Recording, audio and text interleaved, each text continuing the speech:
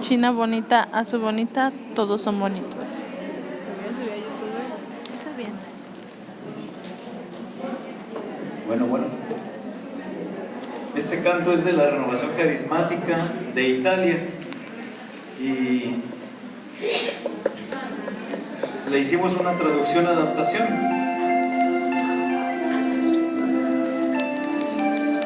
Este canto dice, ¿verdad? Para siempre yo cantaré al Señor y anunciaré su nombre.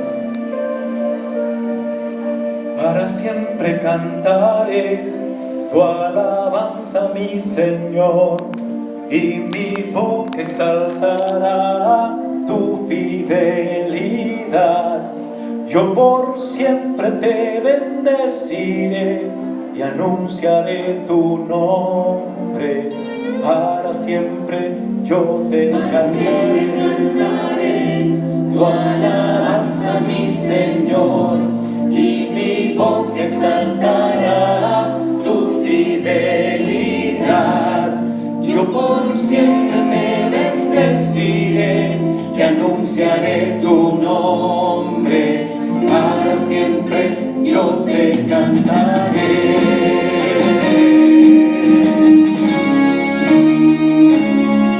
Para siempre cantaré tu alabanza, mi Señor, y mi boca exaltará tu fidelidad.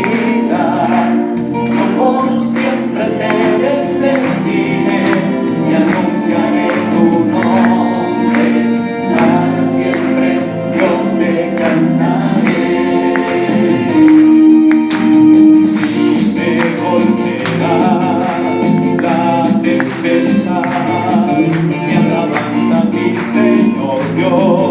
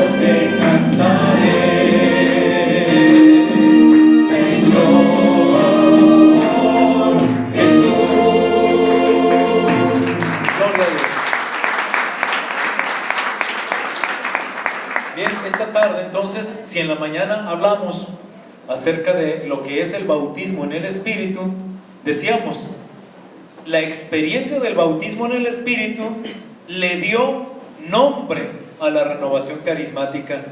Si la experiencia era, sentí en mi vida el poder del Espíritu Santo, se derramó sobre mí el Espíritu Santo, hizo el Espíritu Santo un Pentecostés en mi vida, de manera que cada carismático que ha sido bautizado en el Espíritu Santo puede decir, yo experimenté mi Pentecostés personal, ¿verdad?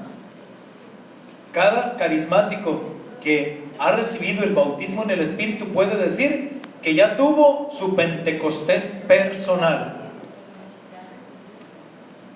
Y decíamos que su primer nombre del movimiento fue Pentecostalismo Católico o Pentecostistas Católicos, pero por el miedo al protestantismo se hizo a un lado ese nombre, y entonces dijimos, bueno, ¿qué nombre le ponemos? Entonces decían, bueno, ¿qué hizo? ¿Qué hizo en mí Jesús por medio de su Espíritu Santo? Pues me renovó. ¿Qué renovó? Mis sacramentos de la iniciación. Es decir, todas las gracias que yo recibí en los 3 sacramentos de la iniciación, esas gracias que estaban atadas, Dios las actualizó, las liberó, las desató para que se volvieran actuantes. Entonces dijeron, bueno, entonces esto tiene que ser una renovación. Su primer nombre, Dios nos renovó. Pero enseguida decían, bueno, pero ¿y dónde dejamos al Espíritu Santo? ¿Cómo decir que esta es una renovación del Espíritu Santo? O sea, el Espíritu Santo nos ha renovado. Y decían, bueno, lo primero que notamos como manifestación externa eran los carismas. Entonces esto es una renovación de tipo carismático. Al principio, cuando se le puso el nombre, lo que queríamos decir era, la renovación carismática no es otra cosa más que una renovación carismática. ¿Qué es la renovación carismática? Dios que renueva a una persona, pero la renueva de una manera carismática, es decir, abierta al Espíritu Santo. Una renovación en donde la persona que se abre al Espíritu Santo experimenta los carismas. ¿Se fija qué diferente? En cambio ahora han sacado una definición. ¿Qué es la renovación carismática? ¿Qué es el movimiento de la renovación carismática? Un movimiento de naturaleza espiritual que nos renueva bajo el signo de Pentecostés. Bueno, esa es la definición del movimiento, pero no es la definición de la renovación. Para definir la renovación carismática hay que decir, la renovación carismática es una renovación carismática. Si no renueva a las personas, no es la renovación. Si no renueva a las personas abiertas al poder actual del Espíritu Santo, no es podrá ser una renovación de otro tipo, pero no es una renovación carismática. Para que podamos llamar la renovación carismática, para que realmente le haga justicia y honor al nombre de renovación carismática, tiene que estar renovando personas en el poder del Espíritu Santo. Amén. De otra manera, caemos en el mero nominalismo. Le damos de nombre renovación carismática, pero pues si no es fiel a esa misión, lo mismo da ponerle los que venden churros en la esquina, o ponle churreros en la esquina. Lo mismo da ponerle cualquier nombre. Si le pusimos ese nombre, y digo le pusimos, porque ese nombre no se lo dio Dios, se lo dimos nosotros. Nosotros los carismáticos le tuvimos que poner nombre. Entonces, ahí ya tenemos, Dios derrama los carismas. Ahora, ¿qué cosas son los servicios? Le llaman ahora los servicios, y le llamábamos, o le seguimos llamando, los ministerios. Mira, cuando Dios derramó en Pentecostés sus carismas, inmediatamente la Iglesia Católica comenzó a organizarse. Y los mismos Hechos de los Apóstoles, el libro, nos relata cómo había, unos eran pastores, otros eran profetas, ¿verdad? Otros diferentes servicios de gobierno, servicios, por ejemplo, a las viudas, servicios de diaconía. Entonces, la variante de servicios se estructuró. Para poder evangelizar, necesitábamos organizarnos. Y entonces, cuando un carisma se institucionaliza, se vuelve un ministerio.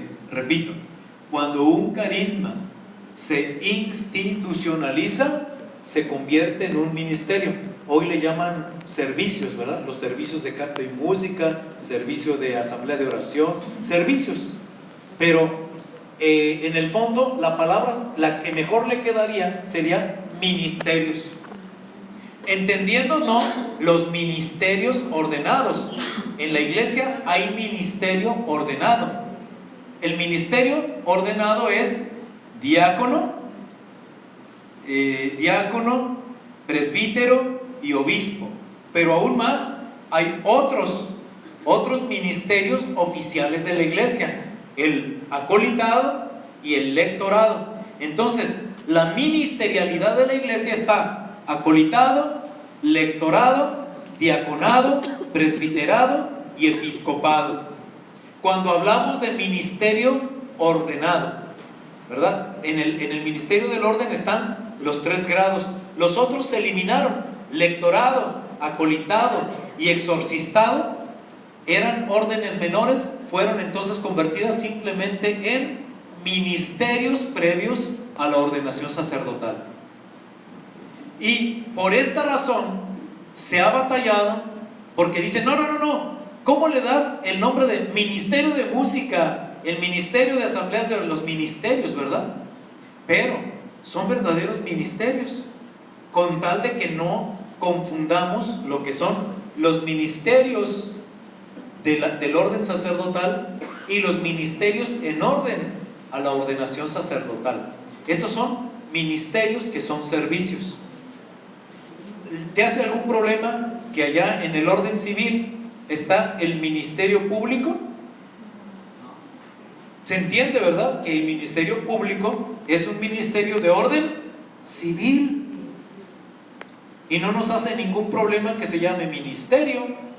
Entonces, ¿por qué nos haría problema llamarle al ministerio de música, el ministerio de formación básica, el ministerio? Los ministerios es cuando un carisma se ha institucionalizado. Vamos diciendo, cuando en un grupo que acaba de recibir Pentecostés, de pronto los primeros carismáticos allá en la Universidad de Duquesne, decíamos 3 universidades recibieron el bautismo en el Espíritu Santo: Ann Arbor en Michigan, la Universidad de Duquesne en Pittsburgh, Pensilvania, y la Universidad de Notre Dame en Indianápolis.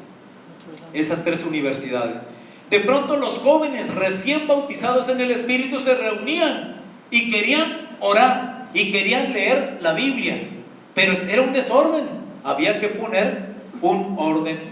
Y entonces, para orar juntos, tuvieron que inventar la asamblea de oración y tuvieron que designar hermanos capacitados para animar la asamblea de oración, para que no quedara aquello en un colache feroz, ¿verdad?, en una revoltura donde todo el mundo habla y nadie guía. Entonces se puso un ministerio, alguien que hace al frente y que, como un director de orquesta, va guiando, dándole armonía a la asamblea de oración.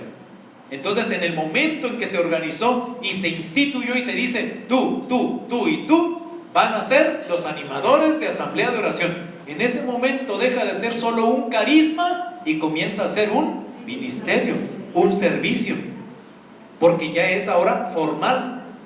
¿Y por qué se hizo así? Pues precisamente para que no fuera que la asamblea a veces estaba muy bonita, muy hermosa, muy bien llevada por unos que lo hacen muy bien, y de repente otros que no se prepararon nada, improvisando, y salió muy mal. Entonces organizamos un ministerio, un servicio de asamblea de oración para que la asamblea siempre tenga alguien que la guía y está preparado. Amén. Se fija como un don Dios le dio a muchos. No todos tienen el don, un carisma para guiar una asamblea. No todos lo tienen. Pero no porque todos lo tengan, no porque algunos lo tengan, nomás se van a parar y a guiarla. Se trata de preparar la asamblea de oración. Igualmente, estos que se reunieron a orar notaron que había que cantar.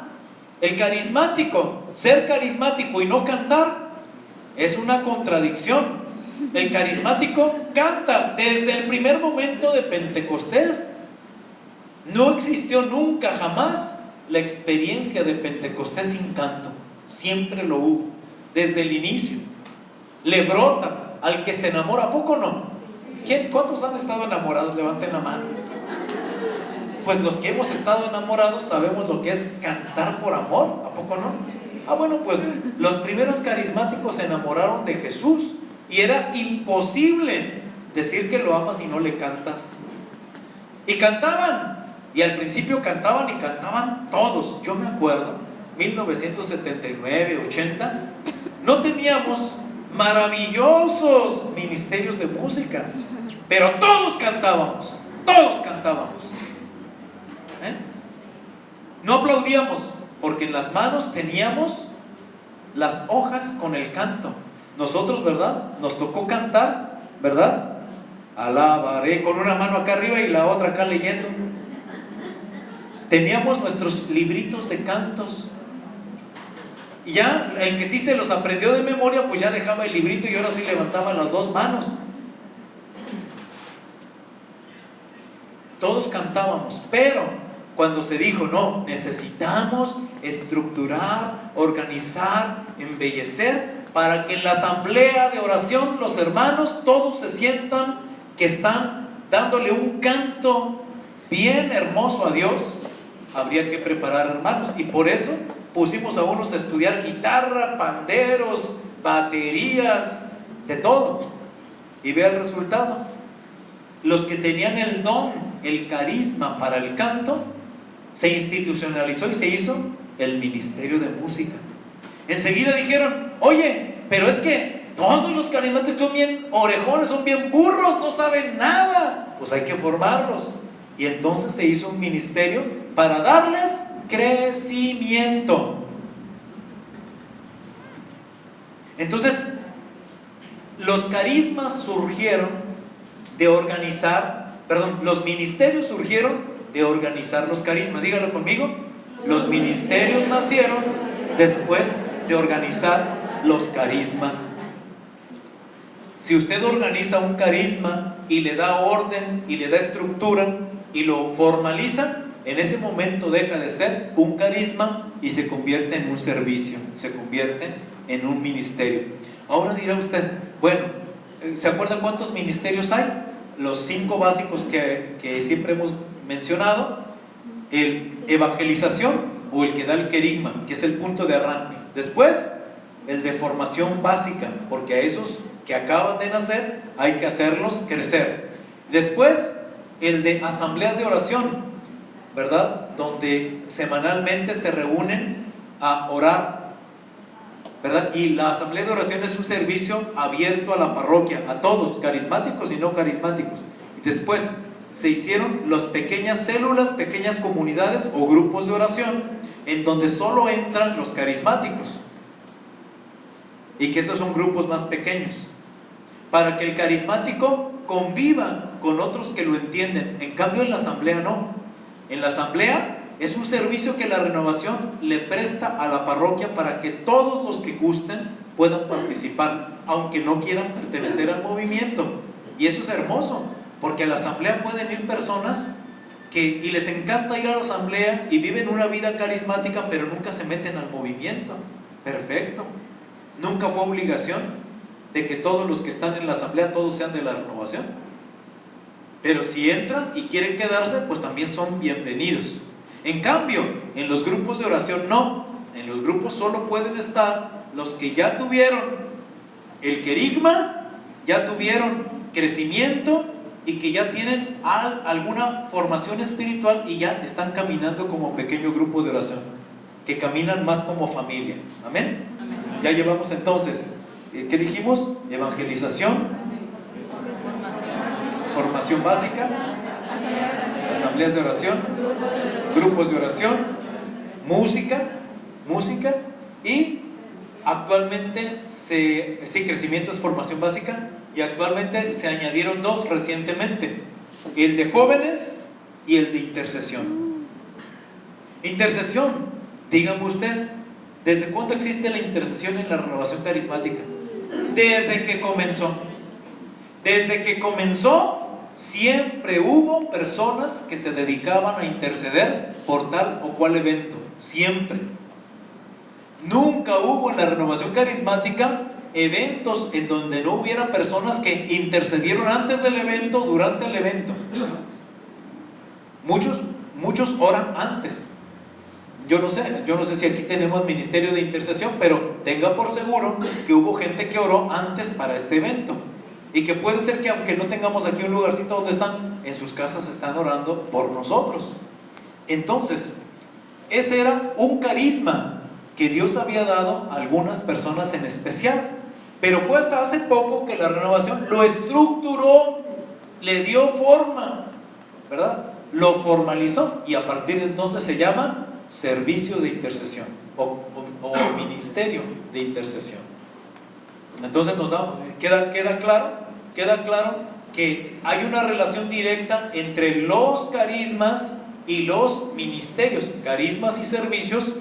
Los servicios dependen de qué tanto maduramos en un ministerio. Y ojo, hay ministerios que han desaparecido en la renovación carismática.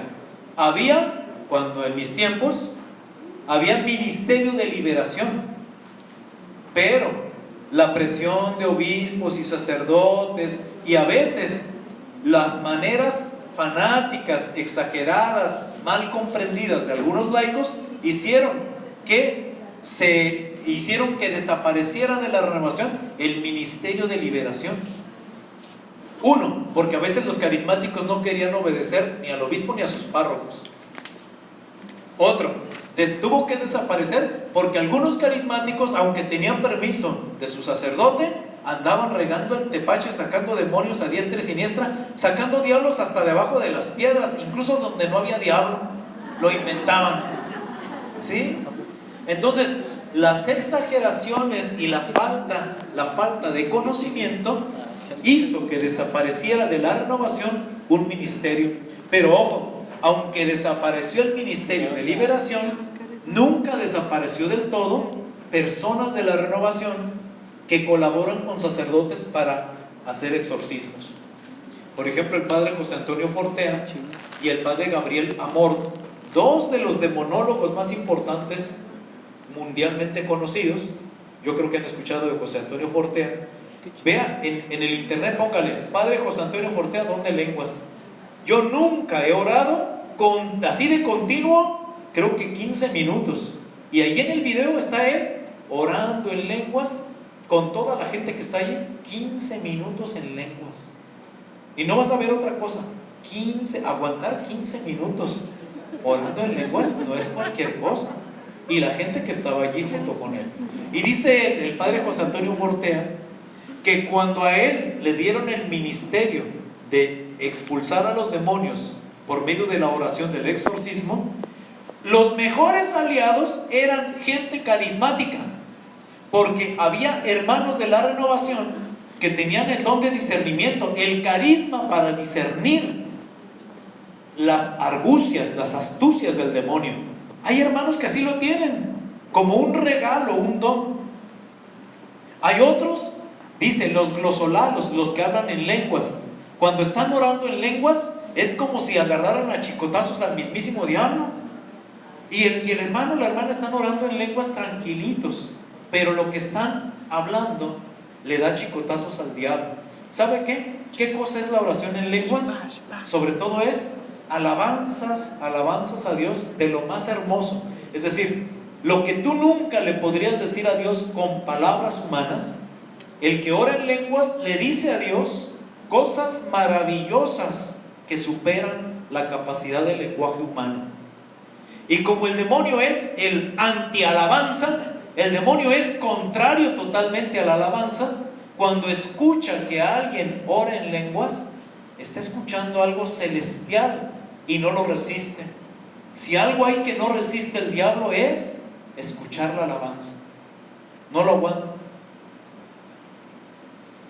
Por eso entonces, estos exorcistas, el padre Gabriel Amor también, se hace ayudar de hermanos carismáticos que le ayudan en los exorcismos. Bueno, decíamos, había un ministerio de liberación que desapareció. Había un ministerio de oración por los enfermos. Existió, aunque usted no lo crea. En Guadalajara, en la Renovación Carismática de Guadalajara y en otras diócesis, había ministerio de oración por enfermos. Unos le llamaban ministerio de sanación, pero no, la mayoría le conocimos como ministerio de oración por enfermos. ¿Qué hacía ese ministerio? Juntaban 2, 3 con guitarras, 2, 3 que sabían orar por los enfermos, se iban a los hospitales. Pero también desapareció. ¿Por qué?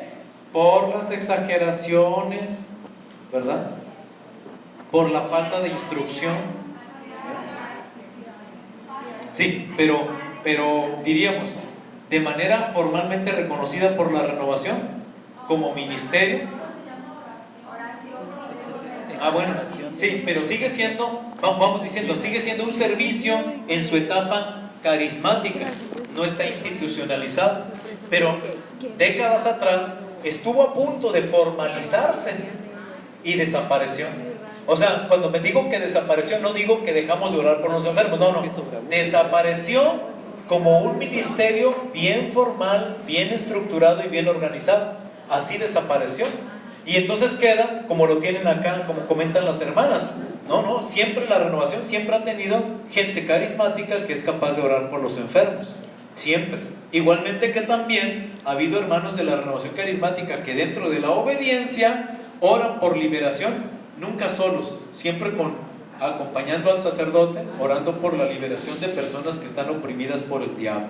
Por ejemplo, cuando a mí el obispo me hizo asesor de la Renovación Carismática, fui asesor de Obregón por algunos años.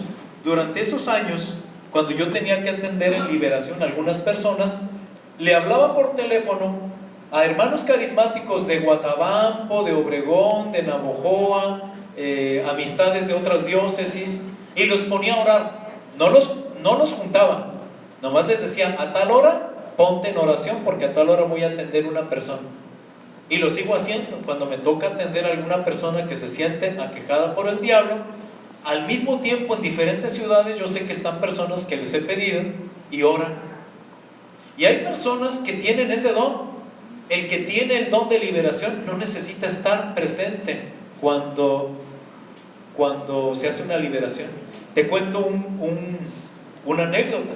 Se cuenta en un libro de José Antonio Fortea que se reunieron para orar por la liberación de un endemoniado, pero a distancia, no sé cuántos kilómetros a distancia, el padre reunió a varias personas carismáticas con el don de lenguas, todos con el don de lenguas, y los puso a orar. Y dijo: a tal hora yo voy a empezar la oración del exorcismo y a esa misma hora ustedes comienzan a alabar a Dios en lenguas. Bueno, pues acá el exorcista empezó con su librito a hacer el exorcismo. Y Satán, por boca del endemoniado, decía: ¿quiénes? ¿Quiénes son esos? ¿Quiénes son esos? Oigo que cantan, oigo que alaban, ¿quiénes son? Y decían: pues aquí no hay nadie. No, decía la gente, los que ayudaban al padre ahí de cerca: aquí no hay nadie. Pero el padre dijo: sí, yo sé a quién se refiere. El demonio está oyendo los cantos de alabanza que están a kilómetros de distancia. ¿Y cómo lo supo? Pues porque el diablo es diablo, por algo es diablo, ¿no? ¿Verdad? Tiene capacidades superiores a nosotros. Alcanzaba a escuchar. Bueno, ya hablamos de que existió un ministerio de oración por enfermos y se disolvió. Existió un ministerio de liberación, tanto así que el cuarto documento de Malinas habla de ello. Se llama Renovación Carismática y Poder de las Tinieblas. El Papa nos recomendó leer los 3 primeros. Bueno, ahí los traigo. Si a alguien le interesa, después los hacemos llegar a ustedes. Entonces, lo que en el tema me interesa es que quede claro: un carisma que se organiza, se estructura, se convierte en un ministerio. Y esta idea me costó mucho asimilarla y la estudié apenas hace poco en Roma. En Roma yo llevé un curso en teología espiritual, un curso que se llamó Movimientos Recientes en la Iglesia Católica, y estudié los focolares, cursillos,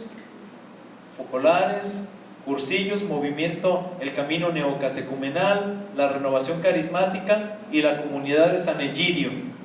Por lo menos esos 5 me acuerdo. Los tuve que estudiar, y cuando estudiamos el de renovación, pues esa es una de las sorpresas que me llevé: la relación que había entre los carismas y los servicios. Vamos entonces a leer, si tiene su Biblia, primera carta a los Corintios. Primera carta a los Corintios,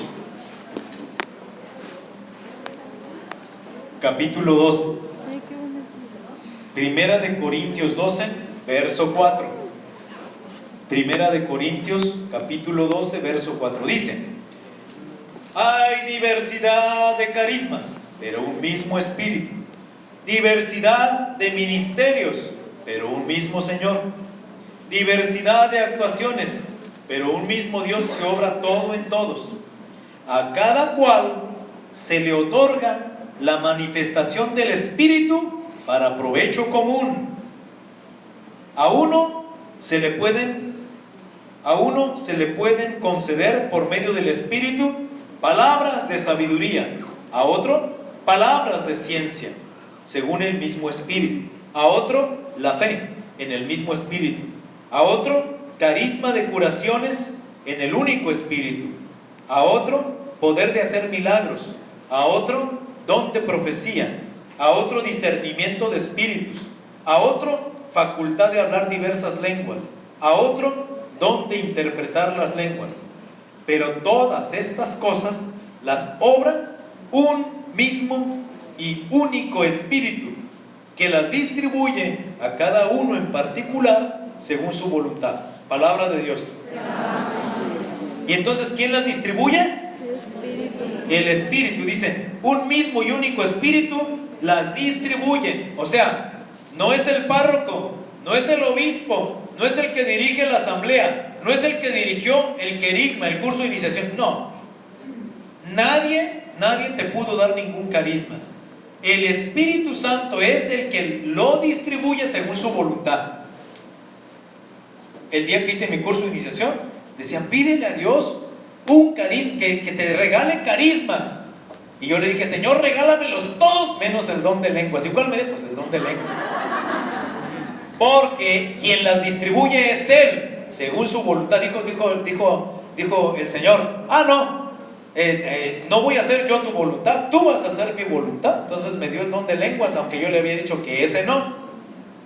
Entonces es el Espíritu el que lo distribuye, el que lo da. Pero dice aún más, dice, a cada cual se le otorga la manifestación del Espíritu para provecho común. Palabra de Dios. Es decir, los carismas son para el beneficio de los demás.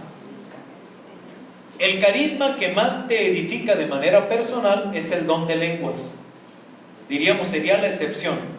El don de lenguas. La persona que ora en lenguas, que ha recibido el carisma de lenguas, todos los días, no solo podría, debería, es un deber, debería orar todos los días en lenguas, y se va edificando personalmente a sí mismo. Pero sucede que la oración en lenguas se le dice a Dios cosas misteriosas. Te voy a poner un ejemplo. Cuando hay veces que se acercan personas y me piden oración y que yo no sé muy bien cuál situación traen por dentro, yo puedo orar por esa persona en español, pero prefiero hacerlo en lenguas. ¿Por qué? Porque yo confío en que si yo oro en lenguas, voy a pedir muy poco por la persona, porque conozco muy poco de su vida, conozco poco. Pero si yo oro en lenguas, Dios viene en mi ayuda y yo le pido a Dios de manera misteriosa, puntualmente, exactamente lo que la persona necesita. Estaba orando en las Islas Marías, fui a evangelizar con el equipo de Casa Cornelio, estábamos en las Islas Marías y me dieron muy poquito tiempo para hacer una hora santa con la gente, una hora santa para pedirles salud por los enfermos. Me dieron muy poco tiempo, entonces yo dije, pues ¿qué hago? Y le dije a la gente, miren, se van a acercar, van a hacer una fila y yo voy a orar por ustedes, les voy a tocar la cabeza con la custodia, ¿verdad? Con el sol de la custodia se los voy a poner en la cabeza y yo voy a estar orando por ustedes. Voy a orar en un lenguaje que ustedes no van a entender, ustedes no van a entender nada, pero no se preocupen, es un don que Dios me ha dado para orar. Prefiero orar en ese lenguaje porque le voy a pedir más exactamente a Dios lo que sí te conviene, porque en español puedo equivocarme, pero en lenguas nunca me equivocaré, porque no soy yo quien pide, sino el Espíritu Santo que me ayuda a pedirle a Dios lo que es mejor para esa persona. Así de fácil lo hice y empezaron a pasar las personas.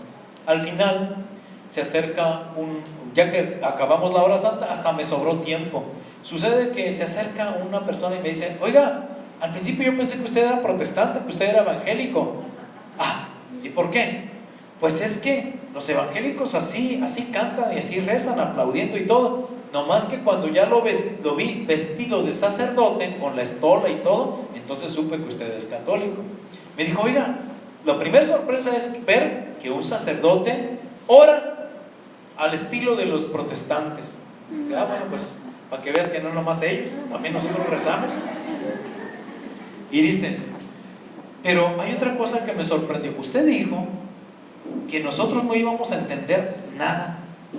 Sucede que cuando yo estaba orando, cuando le puse la custodia a una señora, esta señora, cuando yo oré en lenguas, en mi mente pasó la interpretación.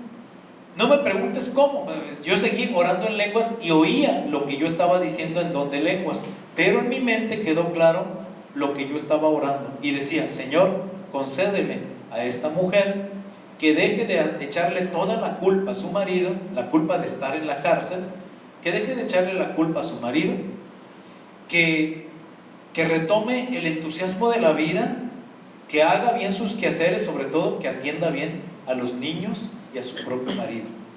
Sucede que ella, se acuerdan que en las Islas Marías va a dar el preso, ¿verdad? El preso, hombre o mujer, pero tiene derecho de llevarse a su esposo y a los niños, siempre y cuando sean pequeños. Ya cuando cumplen, no me acuerdo si 18, ya los echan para afuera, pero es un ambiente familiar. Entonces ella se fue con los niños allí donde estaba su marido y ella todo el tiempo le estaba diciendo, por tu culpa estamos aquí, por tu culpa, y todo el tiempo era la culpa de él y ella se amargó. Bueno, entonces me dice este hermano, oiga, usted dijo que no íbamos a entender. Pues sí, yo dije eso. Pues yo sí lo entendí. Yo dije, adiós, si no lo entiendo ni yo, lo vas a entender tú. Y de pronto me acordé, caray, sí, yo me acuerdo de una persona. Y le dije, a ver, ponme un ejemplo. Y me dijo, padre, ve a aquella señora que se acercó y estaba de pie frente a la imagen de la Virgen de Guadalupe. ¿Ve esa señora? Y se me puso la piel de gallina. Era la misma. ¿Cómo podía saber él?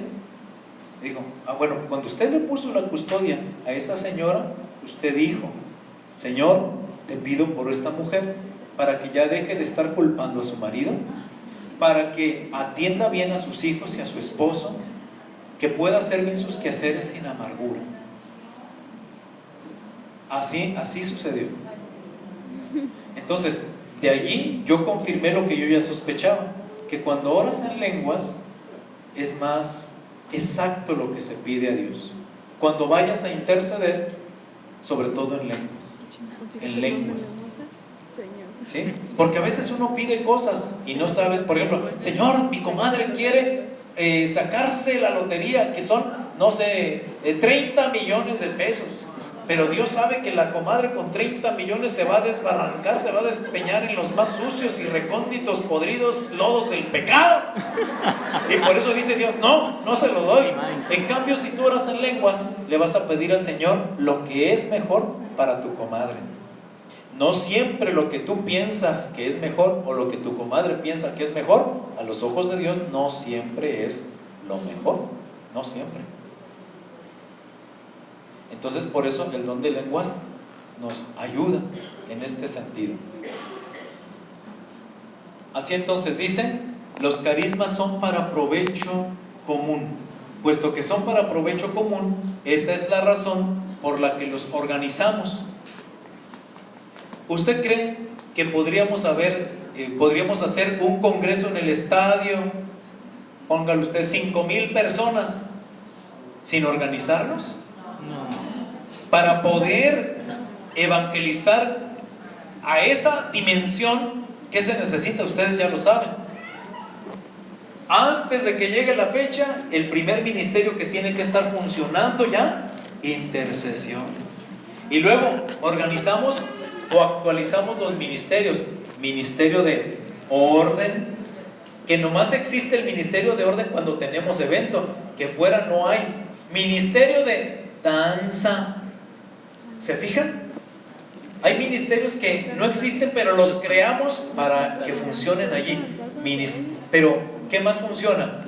Ministerio de limpieza, ministerio de recepción, ministerio de el monitor, el que está guiando el evento. ¿Se fijan? Se aprovecha, discernimos. Dicen, ¿quién tiene don de la palabra para guiar el congreso? Fulano, pues pongámoslo de maestro de ceremonias. Y es lo que hacemos. Discernimos los dones y los institucionalizamos para poder. Sin organización no podríamos servir a Dios. Ojo, los ministerios existen para evangelizar. Díganlo conmigo. Los ministerios existen para evangelizar. Si perdemos esa dimensión, hacemos de los ministerios grupos que se sofocan, se encierran, se repliegan sobre sí mismos y se sofocan. Entonces, los servicios, los ministerios son carismas que se organizan para poderlo hacer. Hay un carisma antiquísimo. ¿Quién tiene la dicha de haber sido catequista en la parroquia? Levanten la mano. ¿Quiénes han sido catequistas? Bueno, y tenemos varios, ¿verdad?, que han sido catequistas. Mira, es un ministerio en la iglesia que nunca le han dado el nombre de ministerio, sin embargo, es un ministerio que se organiza. ¿A poco no? Las catequistas, hay nada más quien gusta da catecismo y agarra el libro que quiera y el horario que quiera. No. Si eres catequista, hay un coordinador, hay un catecismo de acuerdo al nivel del niño, hay juntas de catequistas y juntas con los papás de los niños. Es todo un ministerio. Ahora, ¿sabías que son profetas? Hay gente que anda profetizando cosas de futuro. Ya se va a acabar el mundo dentro de 3 días. Eran mentiras, andan profetizando. Hay gente que anda profetizando pura tontería, pura mentira. Pero el catequista profetiza cosas de futuro. Dígame un ejemplo.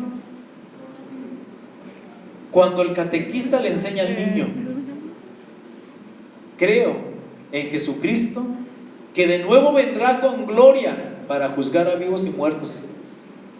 Eso es profético. Esa es una profecía que no falla. La catequista le enseña al niño, Jesús vendrá de nuevo y será juez de vivos y muertos. Jesús viene de nuevo. ¿Qué más cosas anuncia de futuro? Creo en la vida eterna. Creo que Dios es creador de lo visible y de lo invisible, o sea, los ángeles. Hay cosas que van a suceder y que nosotros estamos anunciando. Entonces, la catequesis es un ministerio de profecía. Por eso llamamos que es pastoral profética. Profética. Entonces, ¿se fija? Estamos anunciando. Cuando nosotros vamos y evangelizamos, decimos, Jesús dijo que va a venir. ¿Es cierto que va a venir por segunda vez? Sí. Esa es profecía cierta y no falla. Pero si yo me pongo a decir, viene en el 2016, ah no, ahí ya no, porque dijo Jesús, nadie sabe ni el día ni la hora. Nadie lo sabe. Quien pretenda decir día y hora está equivocándose, está exagerando un carisma. De ahí que nosotros, para mantenernos equilibrados en los carismas, necesitamos mantenernos atentos a cómo la iglesia los entiende. ¿Amén? Amén. Bien, vamos a terminar con un momento de oración. Te damos gracias, Señor, porque este día nos has hecho comprender lo que tú tenías planeado al regalarnos el Espíritu Santo. Gracias, Señor. Queremos llevar el Evangelio, queremos seguir evangelizando, queremos que esta renovación siga anunciando tu palabra a los hombres y mujeres de los tiempos contemporáneos.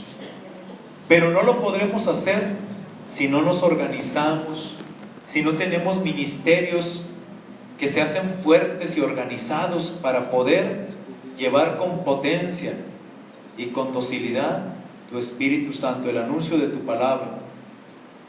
Gracias, Padre, porque nos amas tanto, que nos has puesto en las manos, confías tanto en nosotros, que has puesto en nuestras manos la obra de la evangelización. No depende todo de nosotros, pero tampoco tú quieres que dependa todo de ti. Has querido que el trabajo de la evangelización sea una colaboración. Tus apóstoles predican la palabra y tú obras los milagros. Por lo tanto, ahora, Señor, extiende tu mano y concédenos que cuando abramos la boca para hablar de Jesús, en el nombre de tu siervo Jesús sean obradas señales y prodigios. Bendito seas por siempre, Señor. Alabado seas. En el nombre del Padre, y del Hijo, y del Espíritu Santo. Amén. Bien, hermanas, tenemos un descanso de 10 minutos.